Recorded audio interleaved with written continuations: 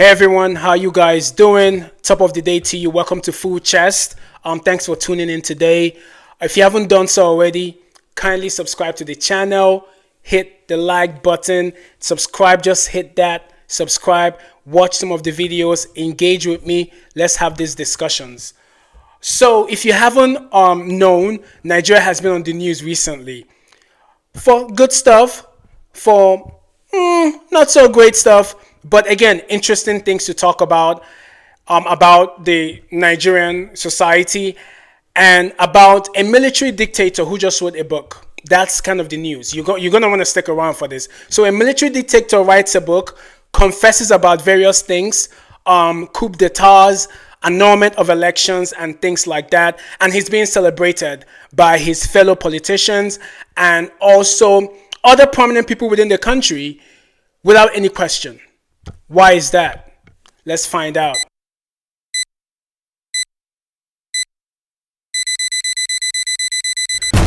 All right, so before I proceed, right, I'm going to give a brief history, just a little history about the people involved in this, just for those of us who are British Nigerians, American Nigerians, or Nigerian Americans, and all the other slash Nigerians. I'm just going to give you a brief synopsis about who these people are and kind of what took place and why this is relevant today and why everyone is so appalled or talking about some of the revelations that were made in the book. So Nigeria is an interesting country. Nigeria has had its turn on military rule from the 80s up until the early 90s, mid 90s. It was just military government after military government. One of the popular military rulers was Ibrahim Badamasi Babangida. He's popularly known as IBB. So IBB was the military ruler through a coup d'etat in 1985. This was a year prior to when I was born. So I kind of had a sniff of his regime. So basically, he had a coup d'etat, took office, a military dictator up until 1993, when the Third Republic within the country was declared, and then there was going to be an election. Now, this election in 1993 was annulled. The person who ran for election in 1993 was none other than Chief Moshood Kashimoro Olawale. He's popularly known as MKO Abiola. These are the two key people I'm going to be talking about. These are the two relevant people that are important for where I'm taking this to. Now, like I mentioned previously, I'm not going to be talking about the whole book. I'm just going to be talking about two people and two key events that shaped the fabric of the Nigerian society as we have it today, in my view, and in the view of a lot of people as well. Now, like I mentioned, IBB was a military dictator in Nigeria, 1985 up until 1993, when there was an election. The person that was running against him was MKO Abiola. MKO Abiola was a very interesting person. He was a statesman. I think he was also a businessman. But the interesting thing about MKO Abiola was that everybody gathered around him.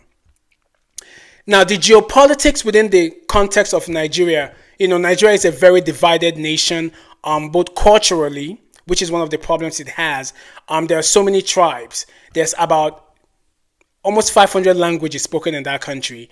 But the thing with MKO Abiola was that whether you were Igbo, Yoruba, Hausa, you're from the Niger Delta, you're from Ibibio, you're from Efik, wherever you are, whether you're Fulani, everyone, he had a piece of everyone. So everyone voted for him.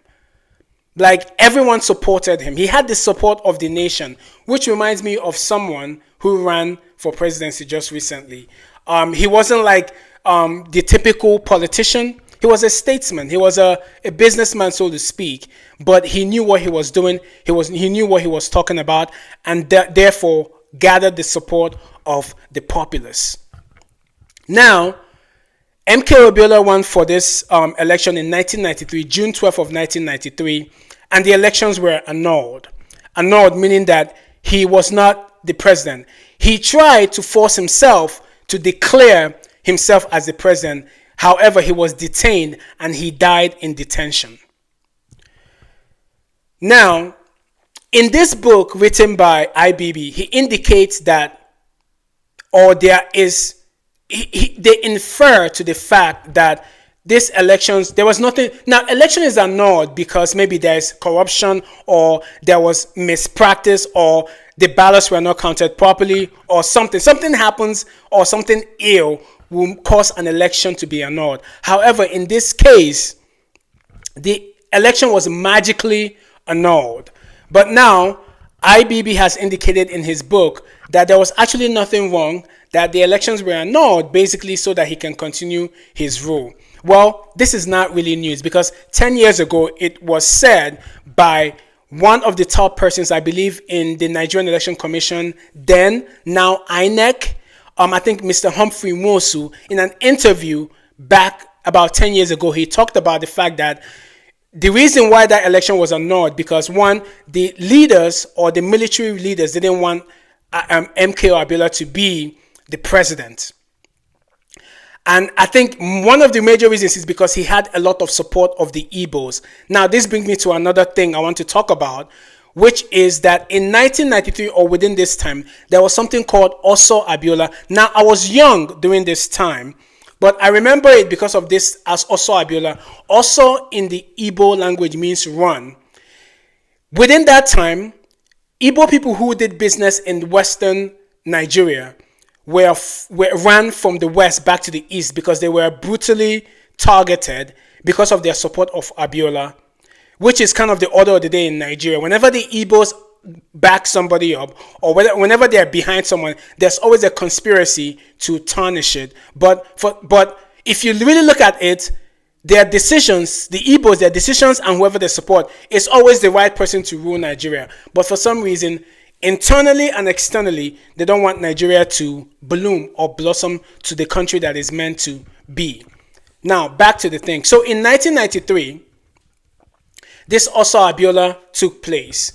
Now, as a youngster then, very young then, why I vividly remember this is because born in July, my uncles and aunts who traded or who lived in Lagos, they would normally send me maybe 5 naira, 50 kobo, whatever, during my birthday, give it to my mom. My mom would give me, I'll buy some biscuits or whatever. In that year, it didn't happen because of Oso Abiola. So that's why I remember it so well as the mind of a kid, right? So there was this whole rioting, there was looting, there was various things. A lot of Igbo people died during Oso Abiola, lost their property, lost a lot of things. And, Igbo people are just survivors because there has been so many things to bring down and tarnish the Igbo people, but it never works. We don't die, we always multiply. Igbo people don't die, they multiply. So the Oso Abiola, as a result of this June 1993 election, was as a result of the annulment and all that stuff. So now in this book, one, he indicates that, there was nothing wrong with the elections. Abiola should have been president, but they wanted to continue their military regime. And within those people who had the power, they did so, and they suppressed, the electoral commission. They couldn't do their job. They didn't allow them to do their job, and they threatened them and all that stuff, and they just had to let go, and the elections were annulled. They also said the elections was illegal for some reason, which was not true. The elections were done fair and square. Abiola should have been the president, but as always, corruption was the order of the day in 1993. That's one. The other interesting fact that was stated in this book, which I want to talk about, is the 1966 coup d'etat in Nigeria. Now, in 1965, 1966 is the point in Nigerian history where the rulership was a bit inclusive, in the sense that the Igbos were part of the presidential. I think Nnamdi Azikiwe was the president-elect then, and the Igbos were in office. However, like always, something had to happen. And then there was a coup d'etat in 1966 that was blamed on Igbos, that Igbos wanted to take over the country by taking away some of the northern states like Kaduna, which was where the presidential seat were back then, and the Igbos were blamed for that coup. However, in this book, IBB indicates that, oh my gosh, the Igbos were not the orchestrators of the coup. Actually, the military and those surrounding him were actually the people who might have orchestrated, the coup. Basically, vindicating what we all knew. And even back then, some of the military folks who were Igbos within the Nigerian military were not even in support of the coup. So a lot of people knew that the coup was not orchestrated by the Igbos, but the Igbos were the scapegoats, were the guinea pigs that were used at the forefront. And as a result, a lot of Igbos lost their lives, lost properties, were massacred within those days. A lot of people now I know are very sad because some of their relatives were just massacred for nothing. Because indeed, it was drilled into the fabric of society that the Igbos were the cause of the coup d'etat. And again, talking about external influence, especially the Western media, they also helped to perpetuate this false narrative that the Igbos were the cause of the coup in 1966. So all in all, what I'm trying to say here, the two things, again, that 1993 election annulment, also the coup of 1966, are the revelations that IBB has brought to the table, indicating that, one, the elections in 1993 were fair and square. The annulment was just a scheme. And two, the 1966 coup d'etat that was blamed on the Igbos is not actually true. The Igbos had nothing to do with it. Well, thank you, IBB, for telling us now, after 30 somewhat years, when the Igbos are still suffering the consequences of the lies of your government. Now, here's my full chest take on this. And I don't want to rely on the past. History is history. But again, it's important that we teach the right history, because the history of Nigeria that my father talks to me about is much, much exciting than the history that I taught to people in school. So we have to be very transparent within the history of Nigeria. And the history has to be updated, so as things are reviewed, people know actually what is happening in the country. But back to my take on all of this. Now, what is my take? My take here is that, one,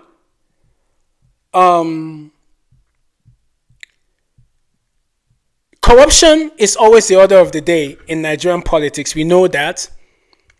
A military dictator is almost leaving the earth, writes a book, and everybody is excited. Everyone is gathered, launching his book. All the people who are chopping the money of Nigeria, all the political elites, they are there, buying the book and all that nonsense, right? Now, he has finished eating the money that he took during his regime, and some of the money they've been giving him, he writes a book, so to get the money that he will use to sustain himself for the remainder of his life. Clap for you guys. Kelechiku, clap for yourself, according to MI, right? So that's one.